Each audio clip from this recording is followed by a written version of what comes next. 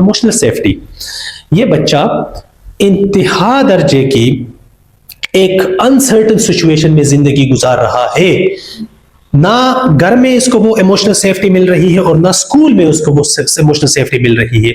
बच्चा जहनी तौर पर अफरा तफरी का शिकार तो ऑलरेडी है, लेकिन ये अफरा तफरी ये किसके पास ले जाए, किसको अपने दुखड़े सुनाए, किसको अपनी मुश्किलात बताए, किसको वो करे, वो इमोशनल सेफ्टी इसको नहीं मिल रही। अगर उस्ताद, अभी कासिम अली शाह साहब की एक वीडियो देख रहा था, उसमें उन्होंने कहा था कि उस्ताद की डेफिनेशन में डिफरेंट कर रहा हूं, चेंज कर रहा हूं इसको। तो कहा गया कि शाह साहब क्या डेफिनेशन क्या है? तो शाह साहब ने कहा कि उस्ताद उसको कहते हैं जब बच्चा परेशान हो तो without any doubt and skipping a beat उस बच्चे के माइंड में उस टीचर का ख्याल आया कि मैं मुश्किल में हूं, ये मुश्किल मेरी फलां टीचर हल कर सकती है। Without skipping a beat, without any doubt, ये बच्चा सीधा उस उस्ताद के पास जाएगा।